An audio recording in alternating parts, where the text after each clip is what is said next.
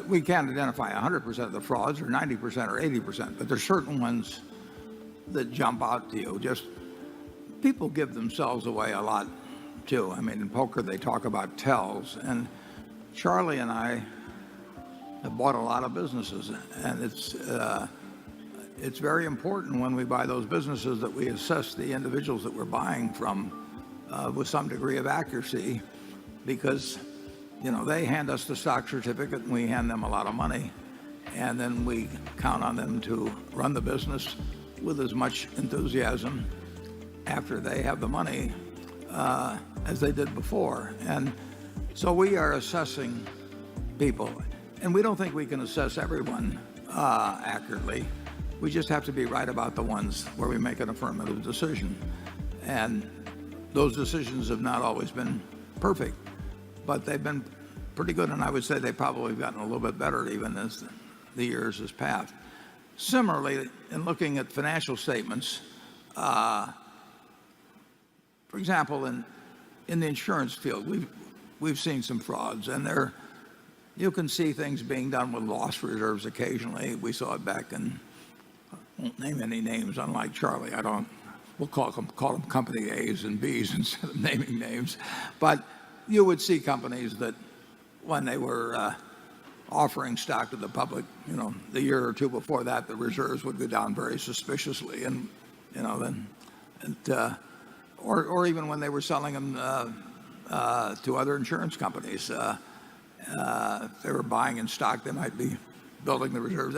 But there's a million different ways, and I don't claim I know all the ways, obviously, but I have seen enough situations over the years, and I've seen how promoters act, and you can spot certain people who are one way or another playing games with the numbers. They give themselves away, but I can't give you a checklist of 40 items or something of the sort that you look for in the balance sheet or the income account or the footnotes. Charlie, can you help him anymore? Sometimes it's pretty obvious. I once was introduced by Warren, of all people, by accident to a man who wanted to sell us a fire insurance company. And among the first things he said, with a thick accent from Eastern Europe, I think. Don't name countries.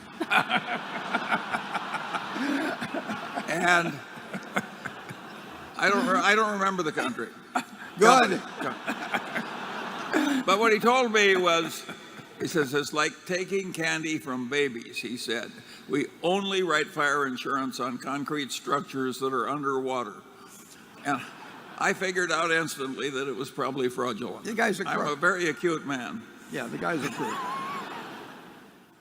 Yeah, well, you had some experience, as a lawyer in the movie industry in a few places. Oh my God. Yeah, when you get into accounting movies are a good thing. I mean, in terms of how fast you write off properties and anything where you've got construction in progress or progress payment type things. There's so many ways you can cheat in accounting. In financial institutions are particularly probably prone to it. And there's been plenty of it in insurance. A lot of it, they're not being deliberately fraudulent because they're deluded. In other words, they believe what they're saying. Yeah, people like to hire them as salesmen.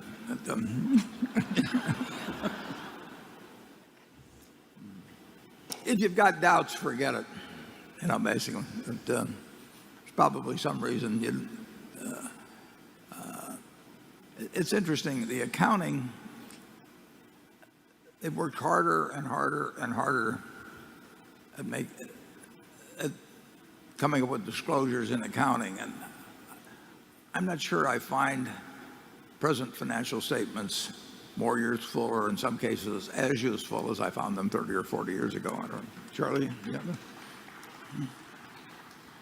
Well, I think the financial statements of big banks are way harder to understand now than they used to be. they just do so many different things, and they've got so many footnotes, and there's so much gobbledygook that it doesn't. They're not my grandfather's banks. Yeah. Well, we couldn't understand them when we owned them. I mean, we bought a company that generally where they had 23,000 derivative contracts, and Charlie and I could have spent 24 hours a day and had the help of 10 or 20 math PhDs, and we still wouldn't have known what was going on. And it cost us about $400 million to find out. And that was in a benign market. But nobody can. And the accountants had certified the balance sheet. Sure. It's a new kind of asset I invented a name for. I said, good until reached for. Yeah. Well, and you would actually, the same auditing firm would be auditing two different companies that are on the opposite side of a derivative transaction and attesting to different values to the same contract. Charlie found one mistake at Solomon on a derivative contract. What was it, 20 million? But no, there was a big contract, and both sides reported a large profit blessed by their accountants on the same contract. Kind of like us in just Swiss for Re. making it. Once people get in a competitive frenzy, things just go out of control. I became the interim chairman of interim CEO of Solomon in 1991, and fortunately I testified to both a House and Senate committee before I found this out. And generally speaking, incidentally, Solomon wanted to have conservative accounting. I think that would be a fair statement, and in many cases did. But they did come into me one day and they said, Warren, you probably should know that we have this item, and I think it was around 180 million or something like that, with a capital base of 4 billion maybe, but 180 million. And they said, this is a plug number, and we've been plugging it ever since Fibro merged with Solomon in 1981 for 10 years. This number moved around every day. And as I remember, Fibro, or one of them was on a trade date system, and that was on a settlement date system. And in 10 years, with Arthur Anderson as their accountant, paying a lot of money in auditing fees, they just never figured out how the hell to get the thing to balance. So they just stuck a number in every day. And they literally plugged it for 10 years, and I couldn't figure out how to unplug it myself. I mean, you almost had to start over. Didn't they do that one time out there? We did that. Yeah, right. We had a discrepancy when we changed accounting systems in our savings and loan, and none of the accountants could fix it. So we just let it run out. Yeah, we just let the account run out, yeah. and we start over again. We started over, right? Yeah.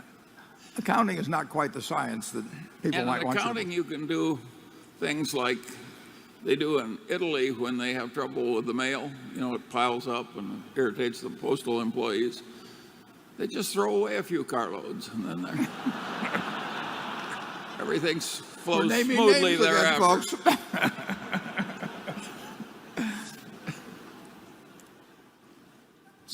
That happened in some unnamed international country. Yeah, Italy.